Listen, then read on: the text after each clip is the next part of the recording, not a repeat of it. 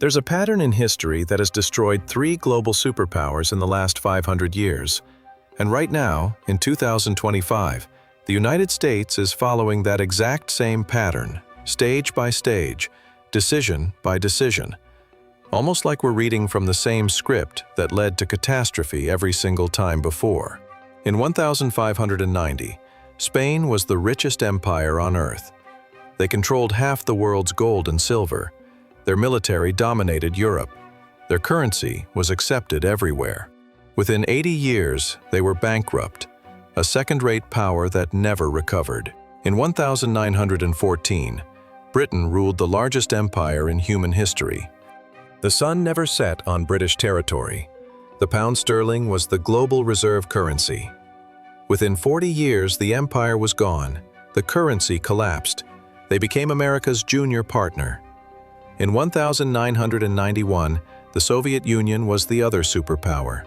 Nuclear weapons, global influence, satellites spanning the globe. It ceased to exist in 900 days. Not from war, from economic implosion.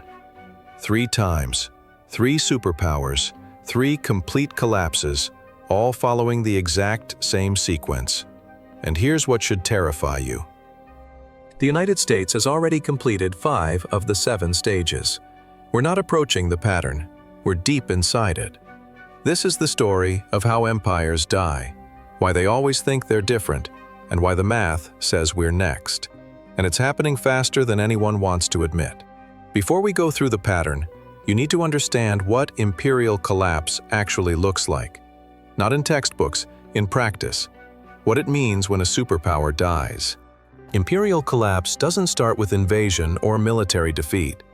It starts with economic exhaustion. The empire extends beyond its ability to maintain itself. Military bases in 150 countries, wars on multiple fronts, promises it cannot keep, debts it cannot repay. At first, the decline is invisible. The currency still works. The military still wins battles. The government still makes promises. But beneath the surface, the foundation is cracking. Resources are misallocated. Productive capacity shrinks. The best and brightest leave. Then comes the acceleration. Allies start hedging. Enemies test boundaries. Trade partners seek alternatives. The reserve currency status erodes. And suddenly, the advantages that made you powerful become vulnerabilities. Your currency, once demanded by everyone, comes flooding back home. Your military, spread across the world, becomes unsustainable. Your promises, once guaranteed by strength, become empty words. That's not theoretical. That's what happened to Spain, Britain, and the Soviet Union. And it happened because they made exactly the same decisions we're making now. They believed their power was permanent. They overextended militarily. They debased their currency. And they refused to accept reality until collapse was already underway. Let's look at how it actually happened 3 times the exact same way. Let's start with the first global empire, Spain, from the 1500s to the 1600s. This is the original blueprint. After Columbus discovered the Americas in 1492, Spain became the first true world power. They conquered the Aztec and Inca empires, seized control of the richest gold and silver mines ever discovered. By 1550, Spanish galleons were bringing home 200 tons of silver per year. By 1600, over 400 tons annually. Spain controlled the money supply of Europe. The Spanish real was the global reserve currency. Everyone wanted Spanish silver. And this is where the pattern begins, with a country that controls the money of the world and believes that makes them invincible. King Philip II, ruling from 1556 to 1598, had more money than any monarch in history, and he spent it on empire. Stage 1. Military overextension. Spain fought wars everywhere simultaneously, against the Ottoman Empire in the Mediterranean, against France and Italy, against Protestant rebels in the Netherlands, against England's navy, wars in the Philippines, wars in the Americas. By 1580, Spain had military commitments on 4 continents. The cost was staggering. Half of Spain's revenue went to the military, and still, it wasn't enough. Stage 2. Currency debasement. The Spanish crown couldn't pay its bills with taxes alone, so they did what every failing empire does. They debased the currency. They started mixing copper into silver coins. A coin that was supposed to be pure silver became 50% copper, then 75% copper. The face value stayed the same, but the real value plummeted. By 1600, Spanish silver coins contained barely any silver. Merchants stopped accepting them at face value. Inflation exploded. Stage 3. Debt spiral. Spain borrowed constantly from Italian bankers, from German bankers, from anyone who would lend. By 1557, less than 20 years into Philip's reign, Spain declared bankruptcy. They defaulted on their debts, restructured, and kept borrowing. They declared bankruptcy again in 1560, again in 1575, and again in 1596. 4 bankruptcies in 40 years. Each time they promised reforms. Each time they went right back to borrowing and spending. Stage 4. Loss of productive capacity. Here's what people don't understand about Spain's collapse. They had all the gold and silver in the world, and it destroyed them. Because when you have unlimited money, you stop producing. Why grow food when you can import it? Why build ships when you can buy them? Why innovate when you can just spend? Spanish nobility considered work beneath them. Manufacturing declined. Agriculture stagnated. All the wealth flowed to importing goods from other countries. The gold and silver that came from the Americas went straight back out to pay for French wine, Italian silk, Dutch goods. Spain became a conduit. Wealth flowed through them, but none of it stayed. By 1600, Spain was producing almost nothing. They were entirely dependent on imports, entirely dependent on silver to pay for everything. And when the silver mines began to deplete, when production dropped, the entire system collapsed. Stage 5. Social decay. With the economy failing, crime exploded. Beggars filled the streets of Madrid. Productive citizens immigrated. The best minds left for France, England, the Netherlands. Countries that were building, creating, growing. Spain was left with bureaucrats, soldiers, and priests. No one creating wealth, everyone consuming it. By 1640, Spain lost Portugal. By 1650, they lost the Netherlands, their richest territory. By 1700, the Spanish Empire was a shell. Still large on paper, but economically dead. They went from the world's superpower to a secondary power in less than a century, and they never recovered. Spain today is a regional European country. Pleasant, cultured, but irrelevant on the world stage. The descendants of the conquistadors are a tourist destination. That's what imperial collapse looks like. Let's jump forward 300 years. Britain in the 1900s, the empire where the sun never set. At its peak, Britain controlled 25% of the world's land surface, 400 million subjects. The pound sterling was the global reserve currency. Every major trade contract was denominated in pounds. Every central bank held British bonds. London was the financial center of the world. And just like Spain 300 years earlier, they believed it was permanent. But they were already following the pattern. Stage 1. Military overextension. By 1900, Britain had military commitments everywhere. India, Africa, the Middle East, China, the Pacific, the Caribbean. They had to defend territory on 6 continents. The cost was enormous, and when World War I started in 1914, Britain faced a choice: stay neutral and let Europe destroy itself, or jump in and bankrupt the empire to win. They chose to fight. World War I cost Britain over $40 billion. That's $1 trillion in today's money. They borrowed from everyone, mostly from the United States. By 1918, Britain owed America billions. The creditor had become the debtor, but they'd won the war. They kept the empire. They thought they could rebuild. They were wrong. Stage 2. Currency debasement. The pound sterling was supposed to be backed by gold, but the war had drained Britain's gold reserves. They'd shipped gold to America to pay for weapons, food, and supplies. By 1920, Britain's gold reserves were half what they had been in 1914. But they tried to maintain the pound's value anyway. They went back on the gold standard at the pre-war rate in 1925. The problem was, the pound was overvalued. British exports became too expensive, manufacturing declined, unemployment rose, and the government had to keep interest rates high to defend the currency. This destroyed the domestic economy. By 1931, they couldn't hold it anymore. Britain abandoned the gold standard. The pound lost 25% of its value overnight. The global reserve currency had just admitted it couldn't keep its promises. Stage 3. Debt spiral. Britain never recovered from World War I debt, and then World War II started.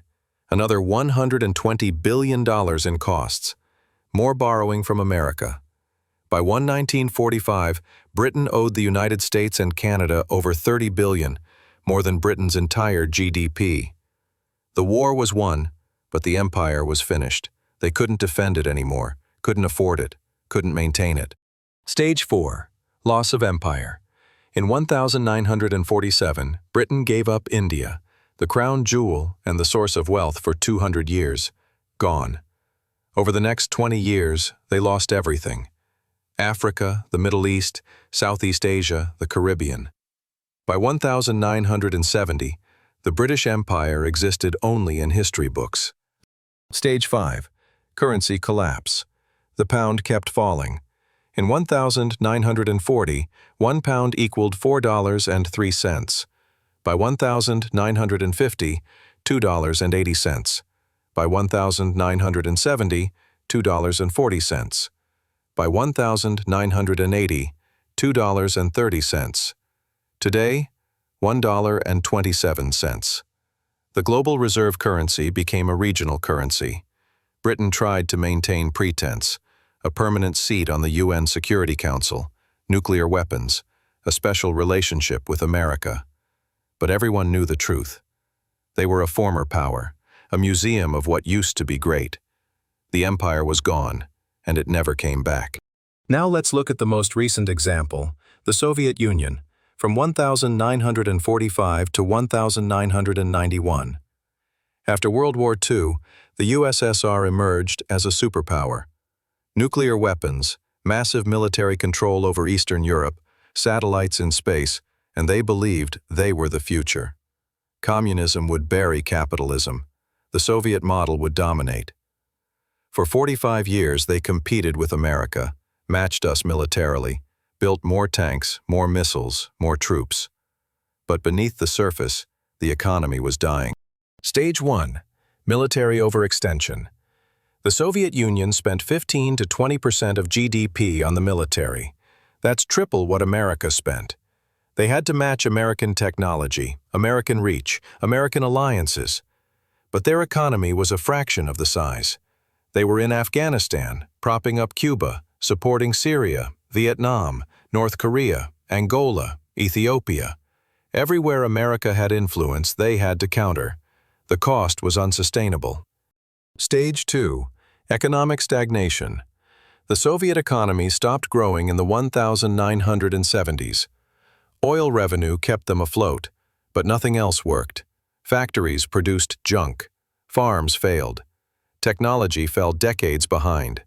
By the 1980s, the Soviet Union was importing grain. A country with some of the best farmland on earth couldn't feed itself. Why? Because central planning doesn't work. Because innovation dies under control. Because no one produces when there's no incentive. Stage 3. Currency collapse. The ruble was never a real currency. It couldn't be exchanged internationally. Even Soviet citizens didn't trust it. They used dollars when they could get them. The government had to buy foreign goods with gold and oil because nobody wanted rubles. By 1985, oil prices dropped. Soviet gold reserves were depleting. They were running out of real money. Stage 4. Loss of empire. In 1989, the Berlin Wall fell. Eastern Europe left. Poland, Hungary, Czechoslovakia, Romania, East Germany. Gone in a year. The satellites that gave the Soviet Union strategic depth vanished. The Soviet government couldn't stop it. They were broke. Stage 5.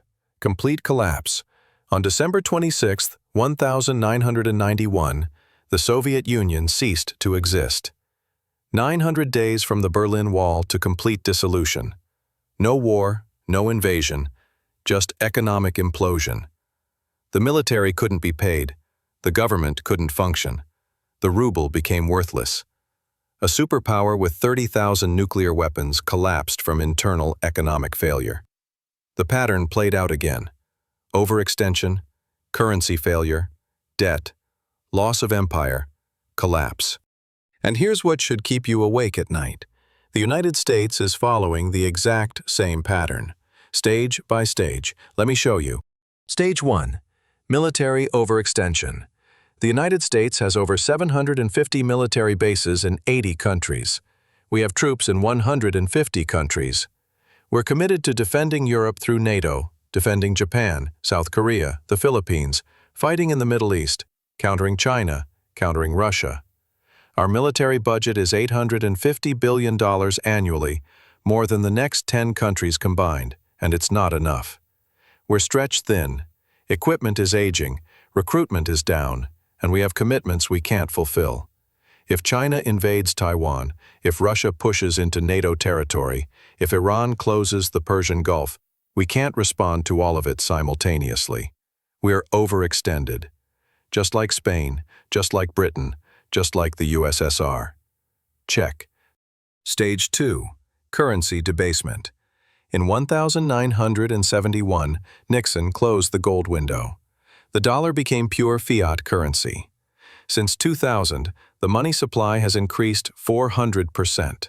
Since 2020, we've printed over $6 trillion.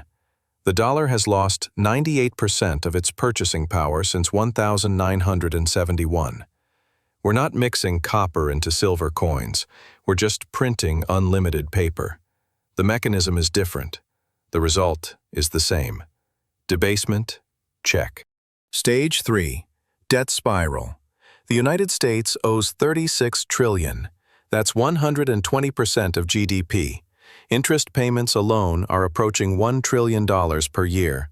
We're spending more on interest than on defense. We run deficits every year, $1.8 trillion in 2024, in a growing economy. During peacetime, we borrow to pay interest on previous borrowing. That's the definition of a debt spiral. Spain defaulted 4 times. Britain borrowed until it collapsed. The USSR ran out of money. We're on the same path. Check. Stage 4. Loss of productive capacity. America doesn't make things anymore. We design, we finance, we consume, but we don't produce. Our manufacturing base has been gutted, shipped to China, Mexico, Vietnam. We import $800 billion more than we export annually. We're dependent on foreign supply chains for everything: medicine, electronics, steel, even military components. Just like Spain became dependent on imports while the silver flowed out, we're dependent on imports while dollars flow out. And just like Spain, when the money stops flowing, we're in trouble. Check. Stage 5. Social decay. Trust in institutions is at all-time lows. Crime is rising. Homelessness is exploding. Drug overdoses kill 100,000 Americans annually. The best and brightest are leaving or checking out. Fertility rates are collapsing. Political dysfunction is total. We can't agree on anything, can't fix anything, can't build anything. The signs of decay are everywhere, but everyone pretends it's fine. It's not fine. Check. We're on stage 5 of 7. The Soviet Union made it to stage 5 before complete collapse. So did Britain. Spain lasted longer, but the pattern is the same. We're not at the end yet, but we're deep into the sequence. Stage 6 is loss of reserve currency status. That's when allies start diversifying, when trade moves to other currencies, when the dollar comes flooding back home because no one needs to hold it anymore. We're seeing early signs. BRICS nations developing alternatives, central banks buying gold, China and Russia trading in yuan and rubles, Saudi Arabia accepting yuan for oil. The cracks are forming. Stage 7 is collapse, not gradual decline, sudden implosion. The Soviet Union went from superpower to non-existent in 900 days. Britain lost the empire in 20 years. Spain took longer, but the result was the same. When the reserve currency fails, when the debt becomes impossible, when the military can't be funded, it doesn't decline gracefully. It collapses quickly, brutally. And everyone who thought it couldn't happen here learns the same lesson every empire learns. It can, and it does. 3 empires followed this pattern: Spain, Britain, the USSR. Each believed they were exceptional. Each believed they were different. Each believed the rules didn't apply to them. Well, they were wrong every single time. We're telling ourselves the same lies right now. We're different. We have technology. We have the dollar. We're America. But the pattern doesn't care about exceptionalism. The pattern is mathematical. You cannot spend beyond your means forever. You cannot maintain an empire without productive capacity. You cannot debase your currency without consequences. You cannot avoid stage 6 and 7 once you've completed 1 through 5. The sequence is locked in. The only question is timing. Maybe we have 10 years, maybe 5, maybe less, but the pattern says collapse is coming. And when it comes, it won't be slow. It'll be sudden. A currency crisis that triggers a debt crisis that triggers a political crisis. Overnight, the superpower becomes a cautionary tale. The reserve currency becomes a regional currency. The empire becomes a memory. 3 times it happened before. The pattern says we're next. Since 2020, we've accelerated every stage. Printed more money, increased more debt, extended military commitments, hollowed out production, fractured society. We're not walking the path anymore. We're sprinting down it. And the end is visible if you know the pattern. Maybe we'll find a way out. Maybe America can do what Spain, Britain, and the Soviet Union couldn't. Maybe we'll reform, rebuild, restore. Maybe this time really is different. But the pattern says otherwise. The math says otherwise. And history, which has watched empires die the same way over and over, says we're about to learn the lesson the hard way. If this opened your eyes to where we actually are in the sequence, subscribe, because when we hit stage 6 and 7, you'll want to understand what happened and why. The answers aren't hiding in the future. They're written in the past, and I'll show you where to look.